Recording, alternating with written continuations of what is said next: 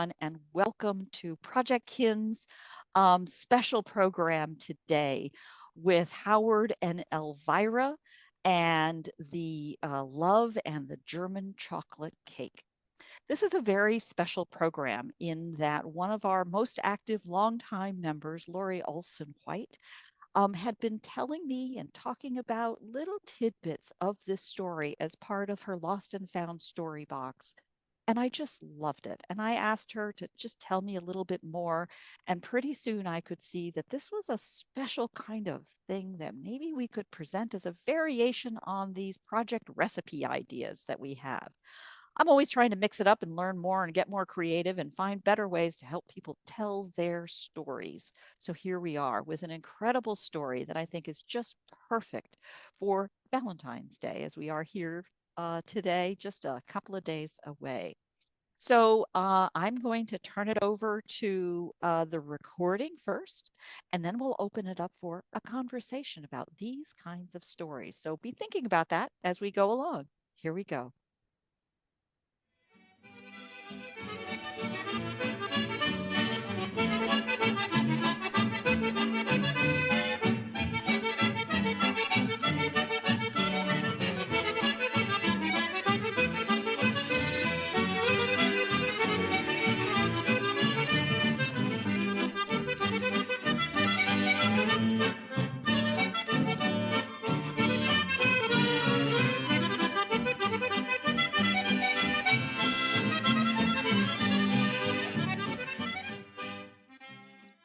In the spring of 1932, the people who would become my grandparents, Howard Summerall and Elvira Stelges, got engaged. To celebrate their betrothal, Elvira baked a German chocolate cake for Howard, who promptly proclaimed it the best cake he'd ever had. Elvira determined then and there that German chocolate cake was Howard's favorite, and thus a family tradition and a family story was born. My grandparents got married on January 1st, 1933, and although they had a white almond bride's cake at the reception, Grandma also insisted on having a small German chocolate cake for my grandpa. For the next 59 years, Grandma baked Grandpa's favorite cake for every one of his birthdays and every one of their anniversaries, save the 3 years he was aboard the USS Ocelot fighting the Japanese. It was, after all, his favorite. If anyone's counting, that's 116 German chocolate cakes, give or take a few. Fast forward to Thanksgiving of 1992.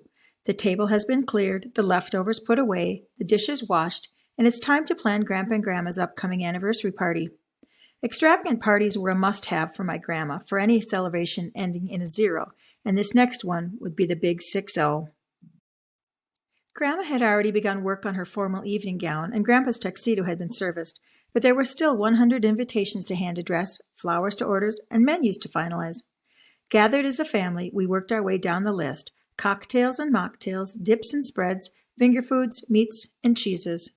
When we got to the desserts, Grandma opened with German chocolate cake. Grandpa cleared his throat, then almost in a whisper said, "No German chocolate cake this year." "Of course we'll have German chocolate cake," Howard reminded Grandma. "It's your favorite." There was another long pause. "No, dear," said Grandpa. "It is not." You know how wildlife reacts to the first seconds of a total eclipse? That's how everyone at the table reacted to Grandpa's unexpected announcement. Everything got very, very quiet. After a bit, Grandpa explained. Back in the beginning, he'd been so flattered that the girl he'd fallen in love with would go to the effort of baking such a beautiful cake that he couldn't bring himself to tell Elvira he didn't really like chocolate, so he'd eaten it. And when he'd seen the big smile spread across her face as he ate that cake, he couldn't help but make a big deal about how delicious it was. Then Grandma joined in. She loved chocolate, but she'd always been a pie person herself. But when it came time for her to show off her homemaking skills, she'd remembered Howard pointing out a beautiful chocolate cake in the window of the local German bakery they'd walked past on one of their walking dates. So she decided to recreate that cake. She practiced making that cake for days, spending most of her Depression-era salary on the ingredients. Grandma was nervous about how the cake turned out, but then Howard's face had lit up like the 4th of July, and he'd eaten every last crumb. And he told her it was delicious, so right then and there, Grandma had decided she was going to make it for him as often as he liked. I can still remember how my grandparents laughed about that decades-long misunderstanding. My kids have heard that German chocolate cake story from 3 generations of storytellers, from me, from their grandma, and from their great-grandma, and they've passed the story down to their kids, my grandchildren. It's told when we see a German chocolate cake in the window of a local bakery, when we're celebrating special moments and milestones, and when we're just reminiscing about the people we love. In fact, the story is so ingrained in who we are that we use German chocolate cake as sort of a secret code to signal we're doing something because it will make someone else happy instead of ourselves. As an author, genealogist, and culinary historian, I always knew I would document and preserve my family's German chocolate cake story for future generations someday, and that point finally arrived in 2023. My plan was to find Grandma's recipe, flesh out the story a bit with some research, and maybe bake a cake with my grandkids. I went into my research with a few basic assumptions, forgetting for a moment that assumption is the mother of all mistakes. Assumption 1. German chocolate cake is a German recipe. It's right there in the name. Assumption 2.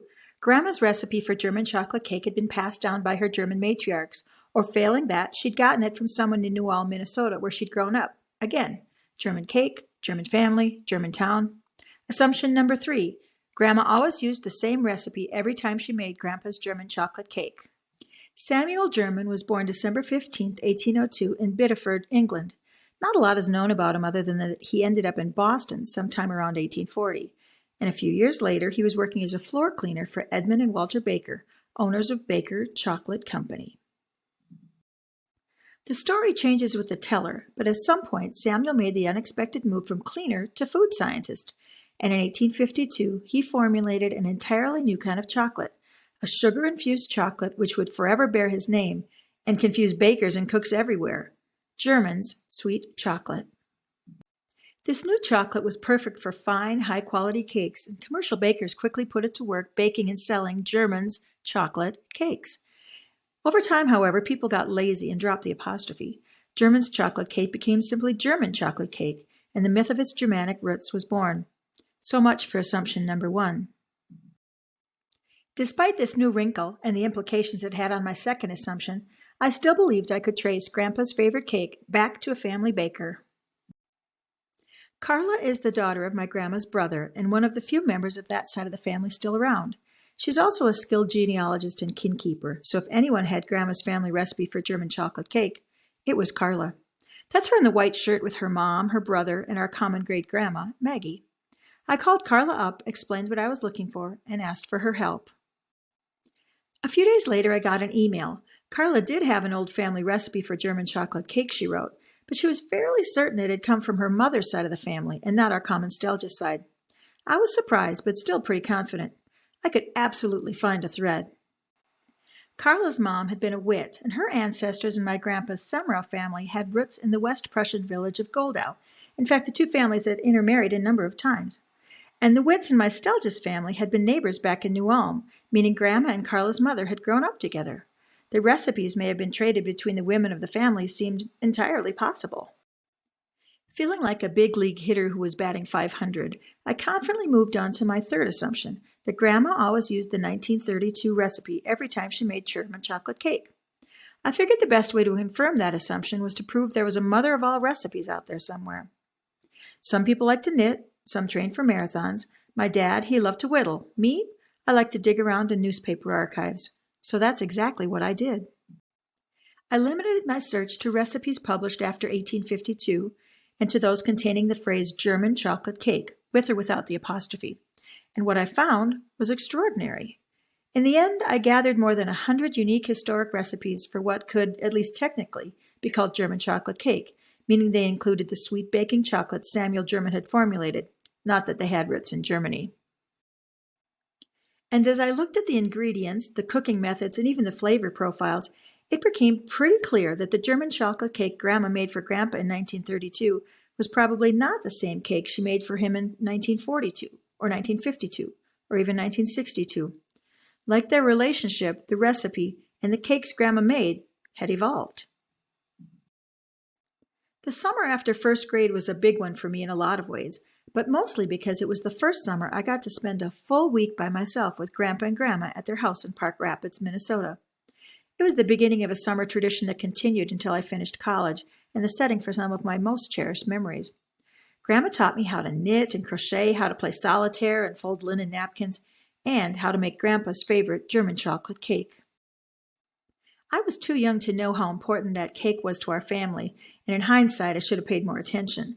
But I do remember the mess I made breaking pecans into pieces with Grandma's meat hammer, and also the sticky sweetness of the shredded coconut I was tasked with sprinkling over the top of the cake. As it turned out, those two memories were the only two I needed to understand the evolution of Grandma's German chocolate cake recipe. There's some argument about when, where, and especially who came up with the recipe which creates what most of us recognize as German chocolate cake today, a decadent, moist chocolate cake with gooey pecan and coconut frosting. The first recipe I found that included both pecans and coconuts was published in the Irving, Texas News Record in May 1956. A month later, a nearly identical recipe appeared in the Kiowa County Star Review out of Hobart, Oklahoma. By the end of 1956, similar recipes were popping up in newspapers and community cookbooks across Texas and Oklahoma. German chocolate cake as we know it was very much on the food scene. In 1958, Mary Jane Bodie, editor of the women's page in the Austin, Texas American Statesman, gave Lucille Moore, club cook at the Austin Women's Club, credit for creating the recipe. Lucille, she said, had been baking and serving up German chocolate cake with pecans and coconut since early 1957, and it was the club's best-selling dessert. General Mills, which had purchased Baker's Chocolate Company decades earlier, had a different origin story when they introduced their recipe for German's chocolate cake to the world in January of 1958. According to them, some of their people had heard buzz about a popular new cake recipe that featured coconut and pecans and their product, Baker's German's sweet chocolate. They went to Dallas and tracked the recipe to a woman named Margaret McAllister Clay, who had submitted it to a local newspaper. Sensing that this new recipe had financial promise, today we might say it had the potential to go viral, the big honchos at General Mills quickly acquired the recipe from Margaret and then turned it over to the company's test kitchen, where bakers, chemists, and food scientists eventually created the famous recipe for German's chocolate cake, which even today appears on each package of Baker's German sweet chocolate, and which, it's entirely likely, was the recipe Grandma and I made together all those years ago. When I was searching for Grandma's recipe, when I thought it was just one recipe, I reached out to my sister to see if she had any memories of the German chocolate cake we'd grown up eating and the story it created. She didn't, she said. Most of her time at our grandparents' home had been spent with Grandpa out on the river looking for mud turtles or making something in his shop. A tomboy back then, my sister had rarely ventured into Grandma's kitchen. A few days later, I got a text message from her. Grandma probably just used a mix.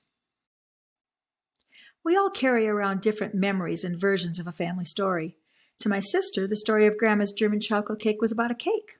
And for a long while, I thought it was about a recipe. But it's not. For 60 years, Grandpa and Grandma made quiet sacrifices for the people they loved. For each other, for us, for their friends, even for strangers. That kind of love, the kind that shows up year after year in small, thoughtful ways, is the legacy they left us. And they left it to us in a story about a cake. We often think of love stories as grand gestures, but sometimes they're written on a flour-dusted recipe card or in a cake baked for decades out of sheer devotion. This Valentine's Day, heck, every day, I encourage all of us to think about the love stories in our own families, not just the big, dramatic ones, but the quiet ones, the special meals made out of love, the traditions carried on because they bring someone joy, the simple acts of devotion that have been passed on in kind across generations. In my family, one of those love stories started with a young couple and a German chocolate cake. That's where it began, but in retelling their story, my grandparents' legacy of selfless devotion lives on in my life and in the lives of my children and grandchildren.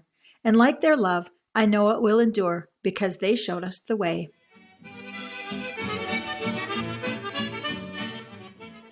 Wow, what a story. And I think that's just a wonderful way to share the idea of storytelling, in many forms here in a video, but also in the love of a cake. I want to turn it over. You have heard now, Lori. I'm going to turn it over to you to say a few words, and then we'll just go ahead and open it up. Go ahead, please, Lori. Well, thanks. Thanks for coming.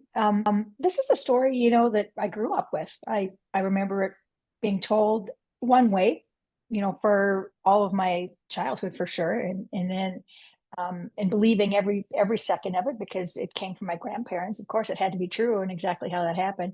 And so then when I got a little more curious, and I thought it's a story I really wanted to dig into.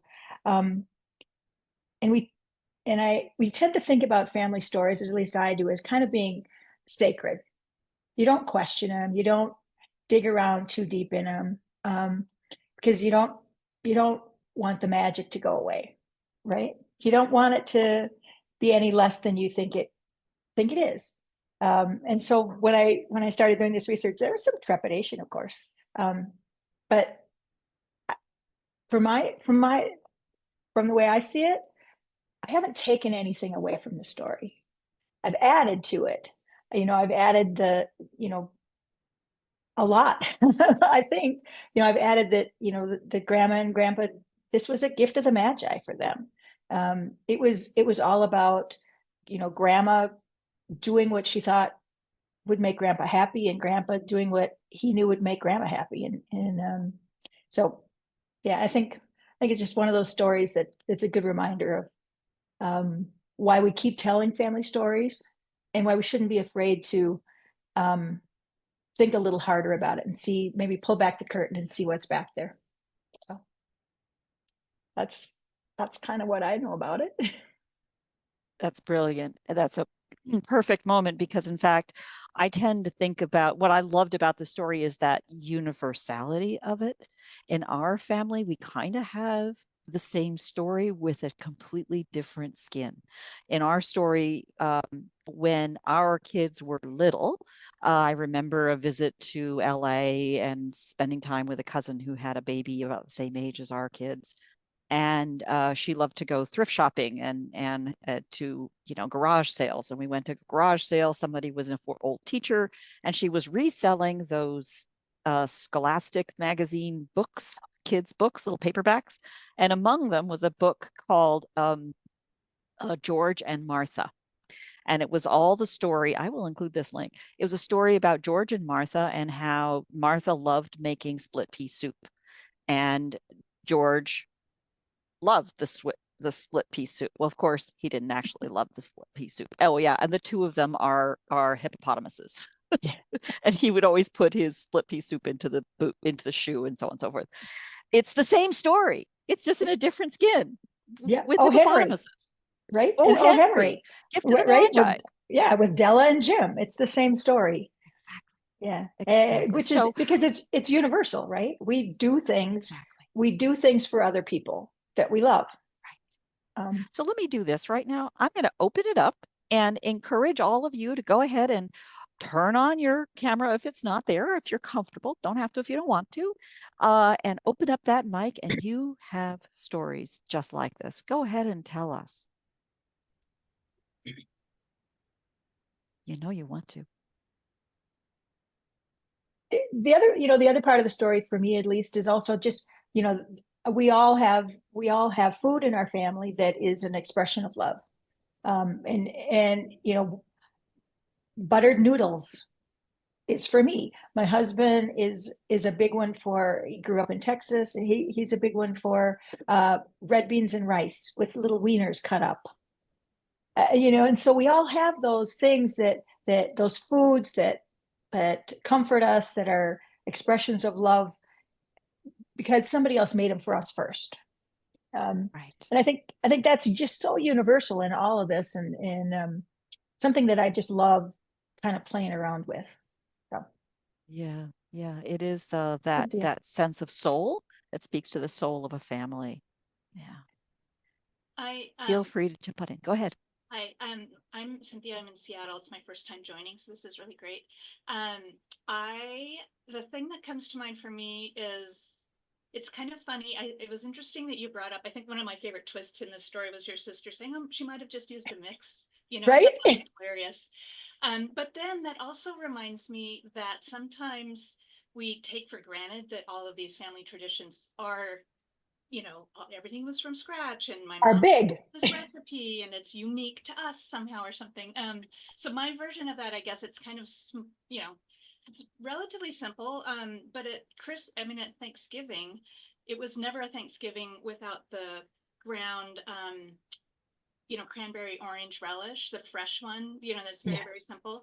And I just, I always loved it. And for the longest time, I thought that that was like a special recipe of my mom's. Um, kind of, I mean, I didn't know better. And she passed away like 25 years ago, and I have her big beat up recipe folder. And in there, going through it one day, I don't know, 18 years ago or something, I came across the clipped out, recipe from the back of the ocean spray bag, and I'm like, Right? oh, well, it was everybody's, secret recipe, secret family version of that. And she never was like trying to hide it. It's just that I assumed that it was, and it's funny, that's a Yeah. story I've heard, I've been sharing. I've started, I've been going down a deep recipe box rabbit hole. It's fabulous. Yeah. Yeah, thank you. So I've been having a lot of conversations with people, and I just think it's hilarious how often that comes up. Oh, I thought, like another one was a friend who talked to her mom, um, you know, relatively recently said, "Hey, mom, what's that great pie crust you always made? Because you always made the best pies." And she never thought to ask her mom, and it ends up she used the Pillsbury pre-made pie dough from Right. the freezer. It's like, well, if it's good enough for mom, maybe I should give it a try. So Nestle Toll House cookies, right? Everybody's exactly. mom's recipe. Every grandma. It's like that. Right. They write it down and they're like, these are the same recipes. Exactly. And I like to remind people that that doesn't discount the fact that it has a valid part of your family story, and that you can still find a story in it and find a way that it means something unique to your family. And just because it came off the back of a box, or seems really mundane, I so encourage folks to, like, well, then ask a few more questions and learn a little bit more about, like, when did you always serve it, and what are memories people have around it, and all the other things around it are what make it special, even if the recipe Absolutely. itself might be kind of straightforward, right? Yep. Yeah. And it's for me, a lot of times those recipes aren't so much even about like it's a great recipe or it holds up to time. It's that I remember somebody making it for me or a time when I ate it and I needed something and that person brought me this and I felt better. All those meanings that we associate with family food and comfort food. It's just like you said, it's a rabbit hole. You can just keep going down because we all have those stories. Mm-hmm. And we kind of I think for myself, I kind of take them for granted sometimes that I mean, I grew up eating this, so of course I'm going to like it. But when you start peeling back the layers, a lot of times it's because of an event or a day that was just a hellish day, and this food showed up. Things like that. That it just we have those strong ties and to food. Mm-hmm. Thanks. All of you are welcome to go ahead and turn on your microphone and join on in. I mean, a simple question that I have is, what's your favorite food that you remember or that you remember being passed down within your family? You've already mentioned for me the cranberry. I was going to say, oh, that one. Oh, Toll House cookies. Oh, for that one. I remember discovering that my brother didn't really like chocolate. I would always be making him Toll House chocolate chip cookies, and I didn't know he didn't like chocolate. It still astonishes me. So I made Like my Ranger grandpa, cookies for him. Yeah, I 60 made years of Ranger all cookies. the gooeyest, chocolatiest thing you can imagine, a German chocolate cake. And he's like, yeah, I don't really like chocolate 60 years later. That's I love. started making Right? That's Ranger love. cookies. Absolutely. That is love. That defines it. It That does. defines it. Yeah.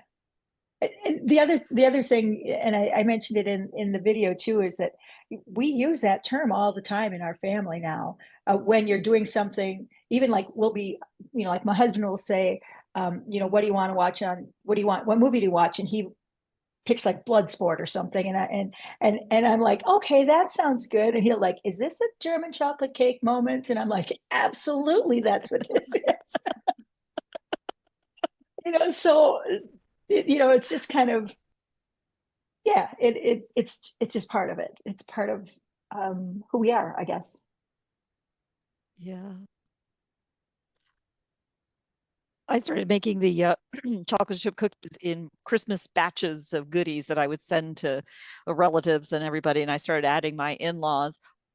only to discover that, yeah, my brother makes chocolate chip cookies now with his grandson. And the biggest fan of my Ranger cookies was my father-in-law. And now he's like, bring cookies, send cookies. Okay. That's all you want to say to me. That's fine. I'm glad you enjoy them.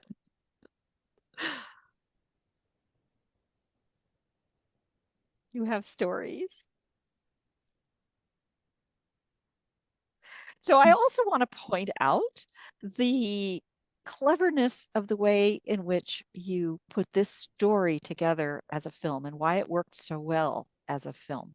It worked well. You sent me the script earlier, and I could, I can repeat it in my head now listening to it because I read through that very carefully edited, beautifully put together script. And then it works so well as a slideshow, as a film, because of the thoughtfulness of each of the moments and the clever intertwining of the humor summary to go ahead and say the things that we're feeling and thinking about, but you've saved little bits. It's just so beautifully executed, just as your writing is. And I think Thanks. that's the kind of thing that I want everybody to see how important it is to tell these stories, to get these shared. And yes, thank you, Cynthia. It motivates us to go back and look for those stories, to go ahead and articulate the things that we just know. I think that's maybe what a lot of us are trying to do at this time in our lives, is to go ahead and say the things that, yeah, Mhm. we always knew. And it's, we never only think about saying them then. And articulate the meaning. For me, that's a big part of the process too. It's like I know the stories, they're internalized. They're we know them, but then just setting aside time to think about why that story is still being told in our family, and what it says about us as a family, and in my case, just the legacy that my grandparents left for all of us. Um, you know, it's a silly cake recipe that changed probably at least 15 times over a 60-year period. So it's not the recipe. That's not the story. But it's thinking hard enough to bring up the memories about why it's so important to me. Was really just a it was just a I mean, even if I had never written it, it was just good for me. Yeah, well, I'll say that it was good for me. I think putting it in the terms of a legacy is really an important way to think about it. What is the legacy that you're leaving to your children? That's too big a question. But the question of, yeah, we always do X. We always put the Christmas tree here. We always have Thanksgiving table this way. I mean, holidays, because they are, national holidays or religious holidays or a thing that everybody can agree to. I have a cat on my back here. That these make it more of a universal, and then you can say, well, this is what we always did. Is a way it identifies the thing, and then that becomes a legacy. So why is it a legacy? What is it important? Knowing the right questions to ask then lets you get to articulate what it is that's important. Mhm.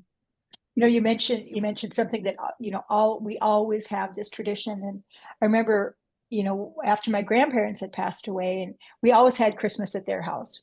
My mom was an only child, so that we always had Christmas at their house, and after they passed away, I remember one Christmas my mom saying, "Well, we need to have the oyster stew because we always have that at Christmas," and I'm like, I mean, I'm 36 years old. I've never had oyster stew in 36 Christmases. So where does this come from?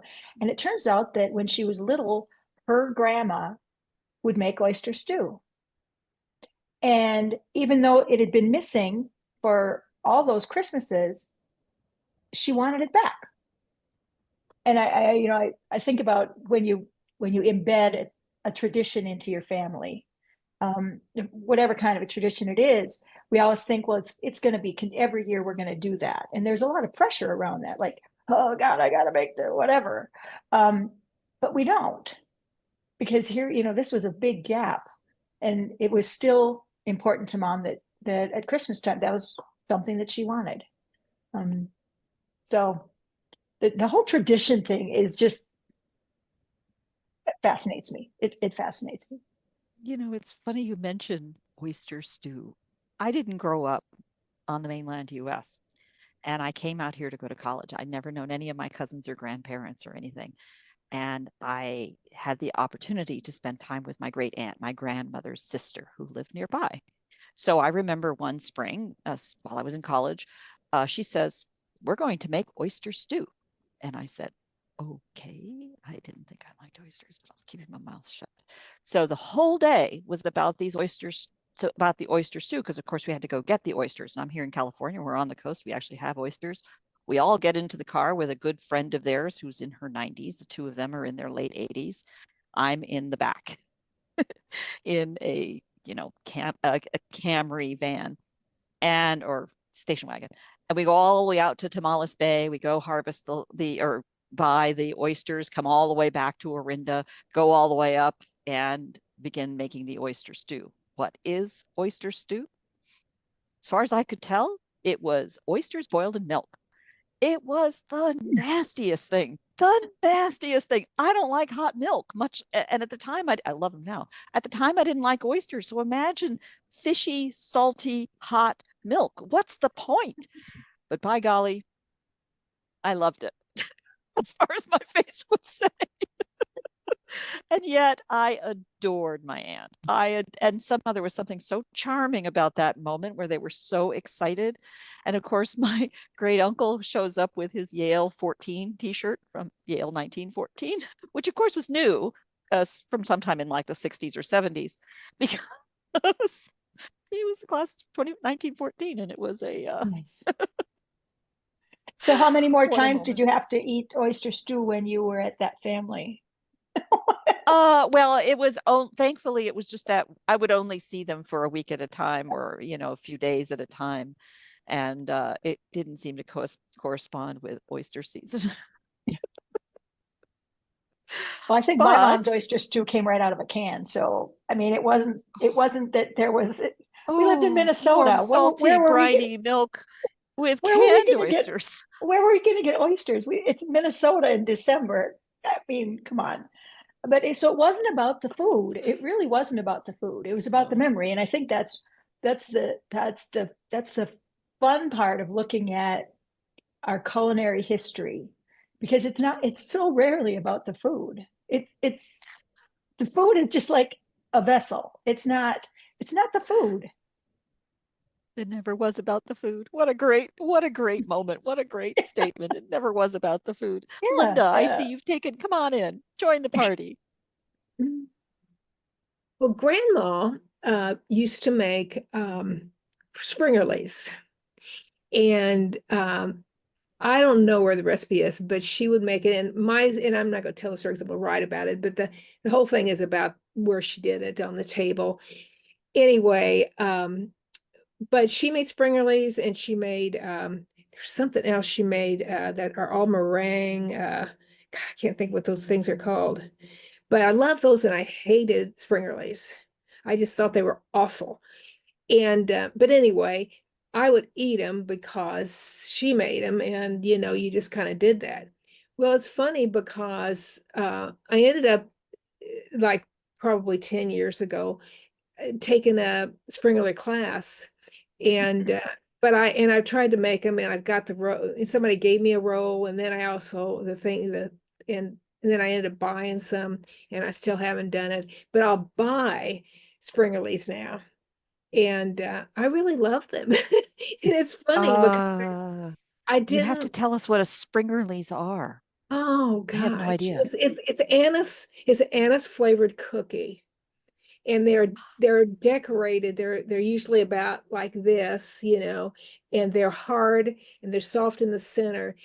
You don't have Donut Bank. We have the places that make them at Christmas, and then there's also there's a the sister's home in Ferdinand that makes them every Christmas, and they sell them. So we'll make a trip up there and get some. But it's a anise flavored, and Are they the ones that have the print, like the imprint on the top? yeah, because you have either a roll Yep. or you have a stamp, A and stamp. Yep. Yeah. but they're just. But I remember her in Fantasy. the kitchen making them, and I didn't like them at all. And I thought, "Bah, these are terrible." And then as I got older, I thought, I'm gonna taste them. And of course, her shoe's long gone. And now I absolutely love them, but I'll buy them. I'm not sure I'm gonna make them. What about you, Cynthia? You've been going through a lot of recipes. I've been following you for a while, and so what kind of things have you found that maybe you haven't written about yet, or something that just kind of hit you as far as your own personal culinary history? Um, Sorry, I've had a cold, so I'm gonna sound like a frog.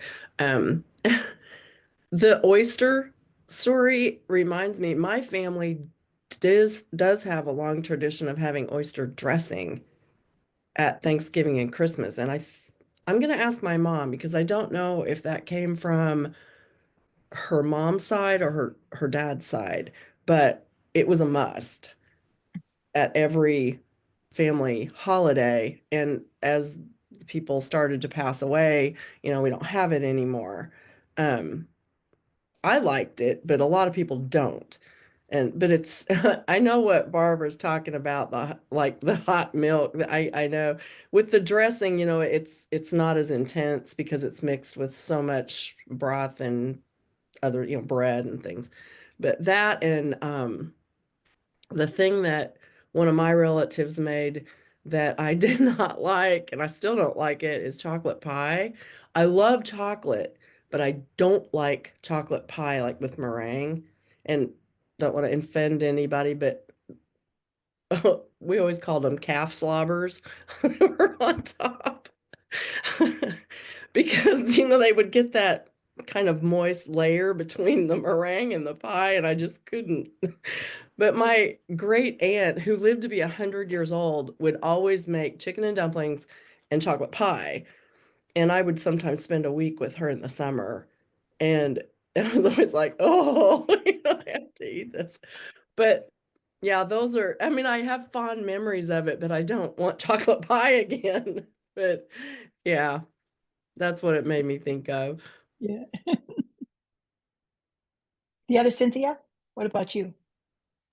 Um, yeah, it's kind of interesting. I'm the youngest of my family, and like I said, I have my mom's recipe folder, but the thing I wish I had done, and I have all of her recipes basically, and some of which, are family favorites and such in there.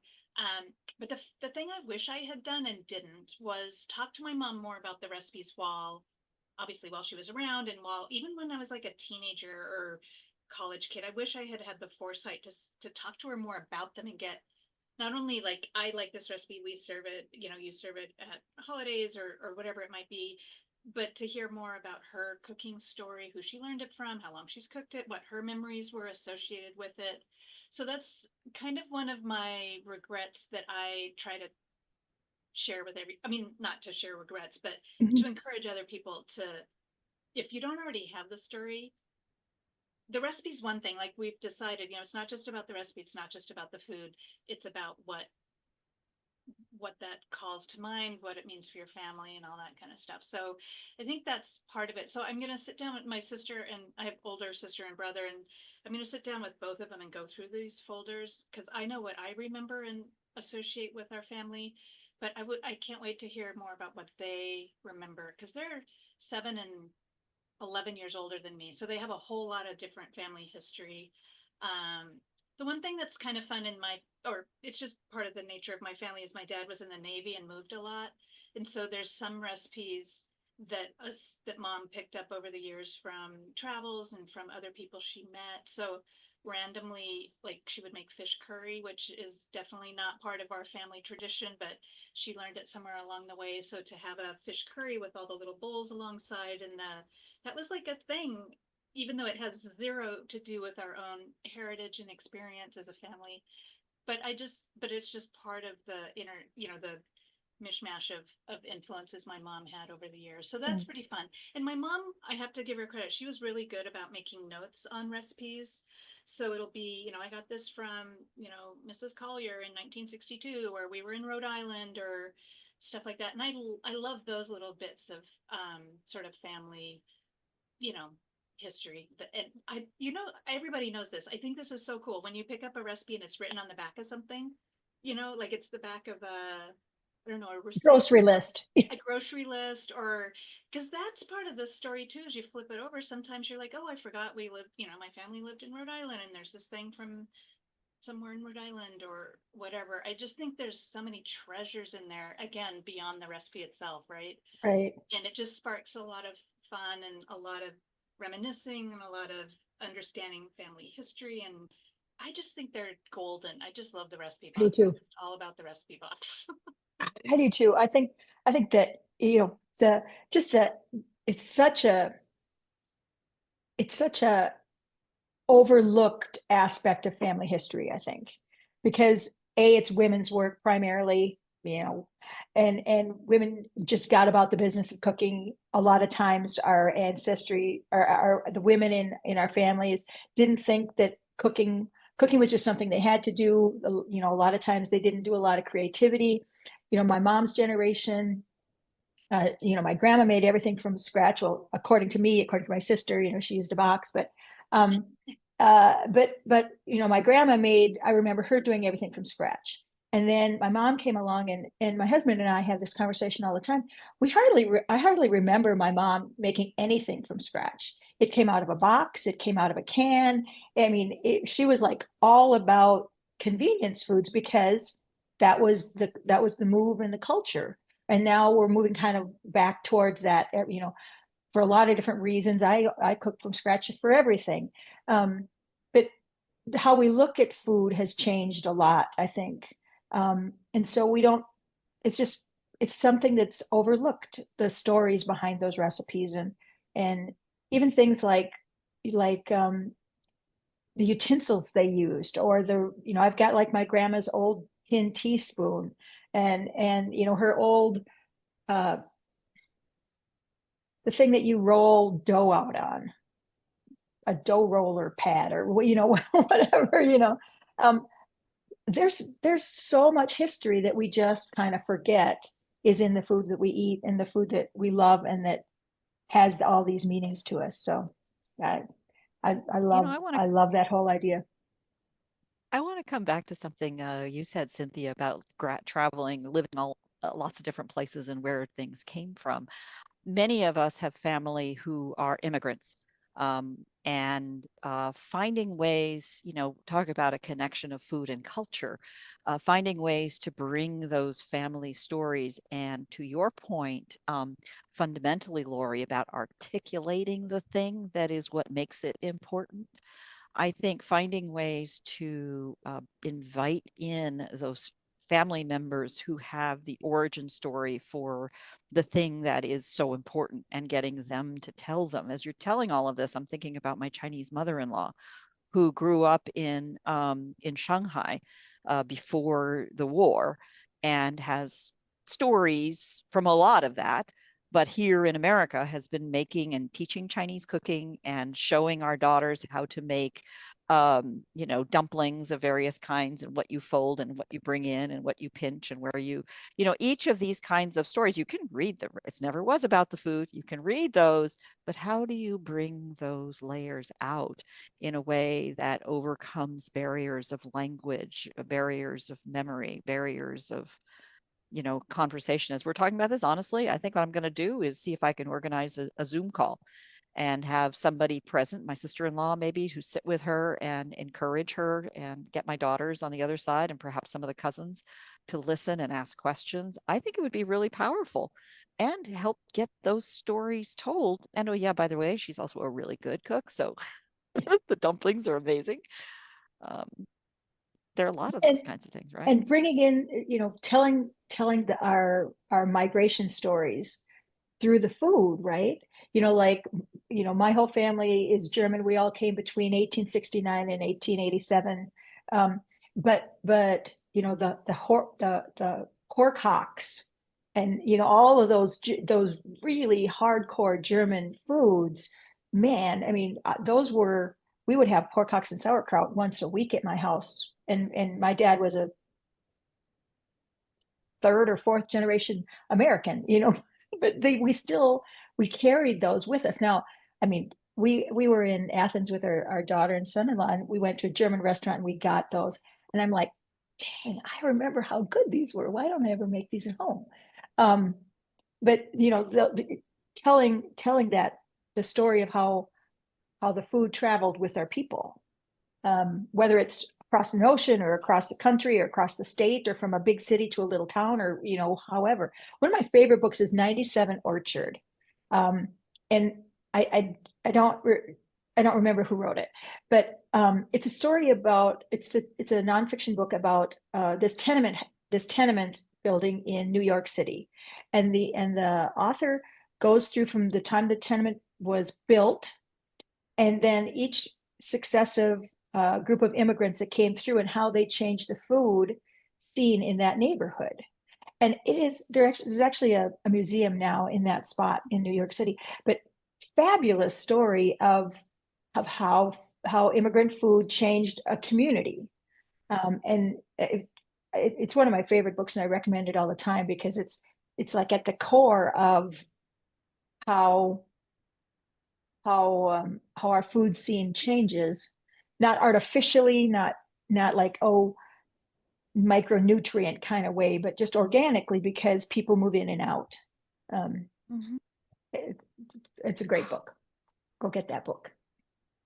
Yeah.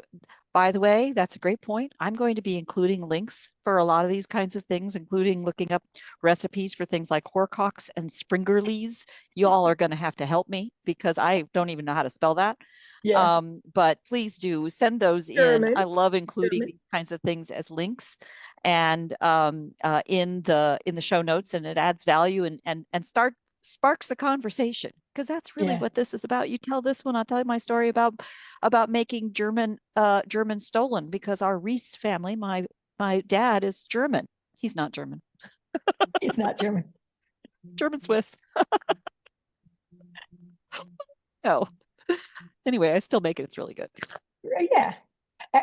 I several years ago, I found a book there used to be German American cookbooks that came out in the after the third wave of German immigrants came through in America. There were a lot of people that wrote traditional German recipes, and they would have them in German, and then they adapted them to what was available in America as far as, you know, spicing and techniques and all those things. And so I've got one of those old books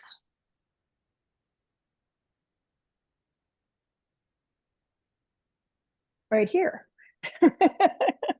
And it has the German recipe, and then it's got the American, you know, the English version of it with the changes that, you know, the cookbook author made to make it like, you can't get this here, but you can get this instead, and it works, you know. I love those old books too. Check and see if Springerles are in there. I will do that. Yeah. Now, have you had Springerles, Lori? I have done those. Yeah. Yeah. Yeah. I don't like anise at all, but yeah, I have made them before. Yeah. And we always ate spare ribs in sauerkraut. We didn't. Rotten. Yep. And what were you saying with your sauerkraut? Pork hocks. Pork hocks. Oh, we would do the spare. Yeah. So pig ankles, which super delicious sounding, right? Super delicious sounding. Hey, Linda and I are actually from the same town. I don't live there now, but we're from the same place. And Springerles were huge. Well, there's a lot of German people because we've got the German Manticore, and, you know, it's really a big settlement. A lot of my German people came from Cincinnati, after Germany, Cincinnati, and then to Evansville. Yeah. So it's my grandmother always had them. Yeah. She had them too. Yeah. Yeah. And you remember what those other things were that were like like egg whites, but they were there's another Divinity. Yes. Divinity. She used to make Divinity too. That was really good. That's really sweet. Yeah. Yep. What about, we Wow. haven't heard from Carrie or Jolene or Karen. Do you guys have any food stories? Any recipes? Any? You know, I am just getting ready, as Barbara knows, to do the second edition of our family cookbook that I did a year ago. Because after getting it out, there were family members that showed up who wanted to be a part of the family cookbook who did not respond in the first round. And so, Shocking. yeah. So, you know, your story made me think very much, which is already in there, about my grandmother's chocolate pie.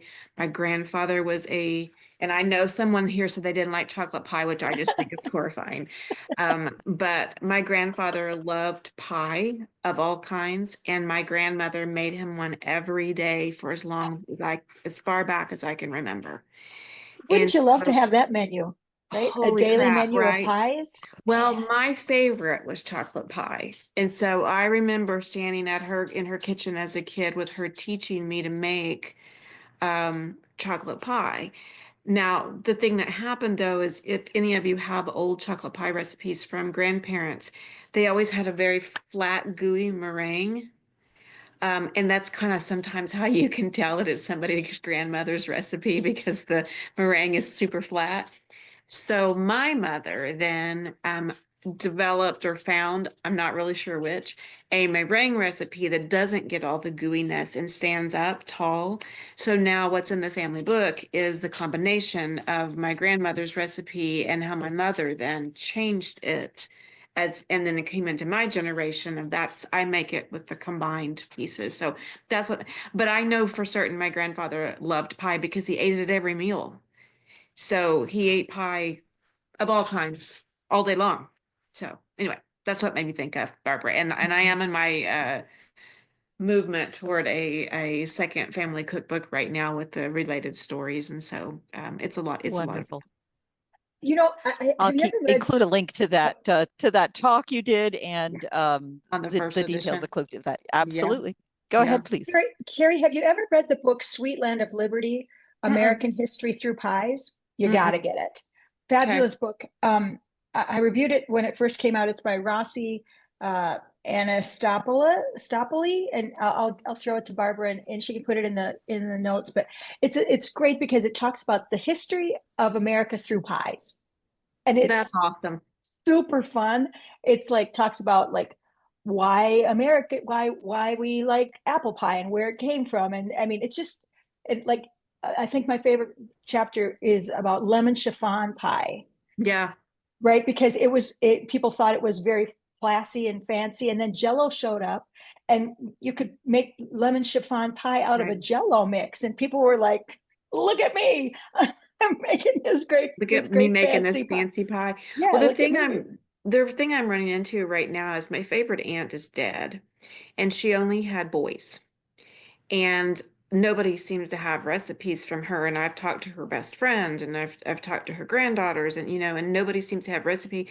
And my mother finally said, I don't think she cooked like that. I think her recipes were opening some cans and throwing stuff together. So I haven't figured out what to do exactly with that yet, because I want her to be in the cookbook, but so Put them there's in just there. challenges like that, that Put them come in, along when right? you're doing family. Yeah. Yeah. She was quite the lady. So, but yeah, the sons have locked up all of her stuff and won't let any of us have any access to it. And so I'm hoping I can resolve that over time. So, but Yeah. anyway, the pies were what it made me think of.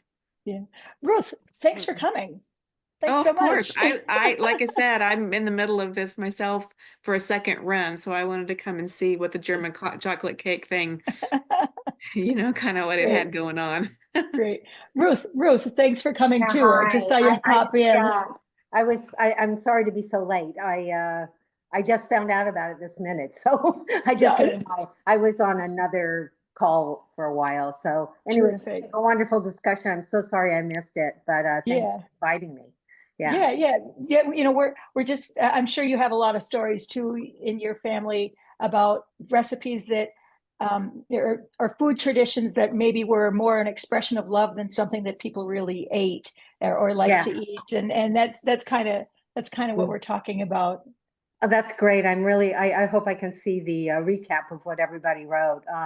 Yeah, I really that's my blog. It's called Ruth Talks Food at Substack, ruthtalksfood.substack.com. And I've been writing it for 5 years now, almost. Yep. Believe it or not. I started during the pandemic with 10 subscribers.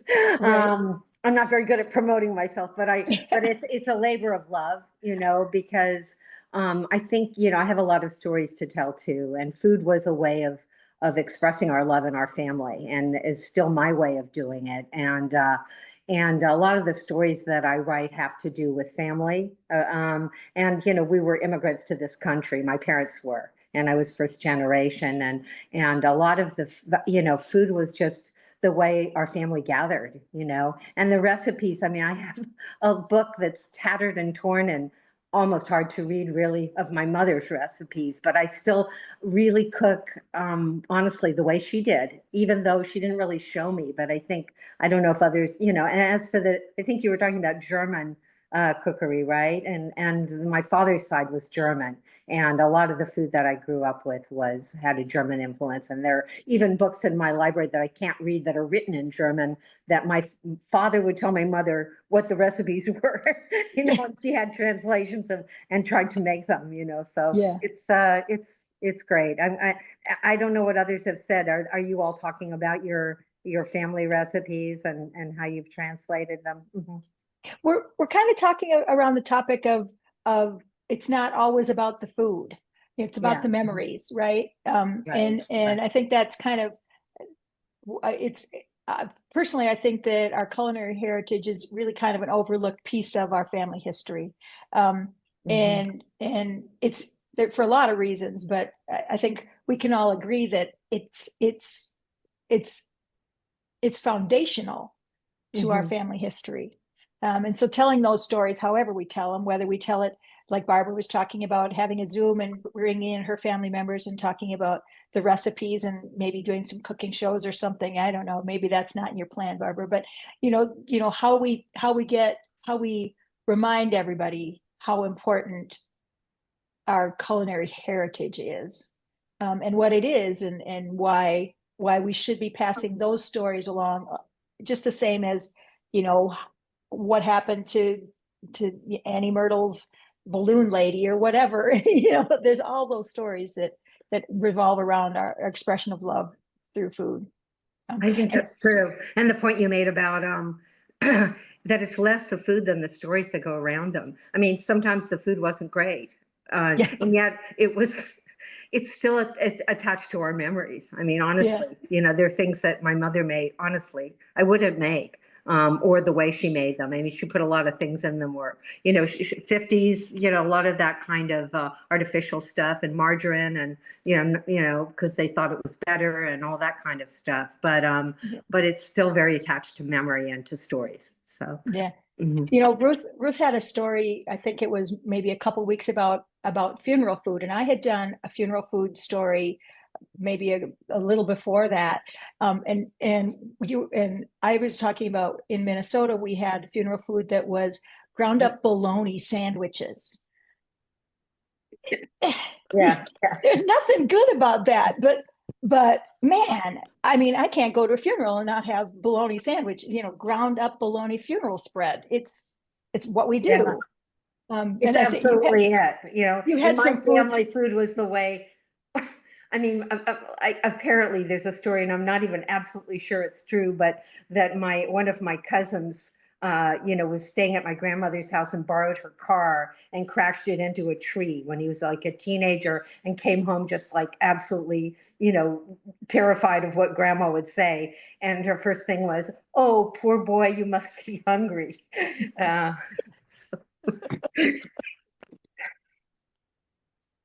That is like the Yep. perfect expression of love in a perfect little nugget. I've cracked up the car, but honey, you must be hungry. Right. Right. I mean, food is an expression of love. It's also an expression of culture. And in some ways, I think our cultures, as they get passed on, are like the distilled love of those who loved us before, whom you will never know, and let me pass it down. You know, it's this has been such a fabulous experience and moment. Lori, I knew we would find something to talk about. As we close this up, I want to remind all of you, and even those of you who came late, thank you so much for coming. The whole program is recorded, and not just recorded, but we're also adding in tips and tricks, and most of all, recipes and links and book suggestions, and follow-ons and blog links to Substacks. I'm going to insert one more, which is Hannah, I can't remember her last name, who collects community cookbooks, and all of the stories behind all of those.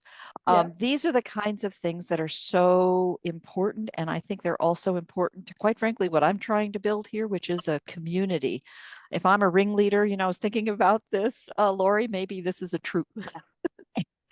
And in being a troop, I think we're all contributing. Thank you so much, Ruth. I got that. You're definitely in there. Okay. Bringing all of this together and supporting each other and encouraging each other to tell these stories in whatever form they come in. They need to be told. They need to be passed down, because that's where the love is. And let's face it, we need more of that than ever today. Well, that's great. I hope you do another one of these. It's really, Oh, stay tuned. okay. Stay Great. tuned and welcome to the community. There's a whole Thank you. catalog of events. Thank you for asking. Yeah. Or at projectkin.org/events. We Oh, do several of these a month, in various forms, focusing on various parts of the story with our members. I'm looking at you now. With our members contributing, just as Lori did here, to step up with an idea.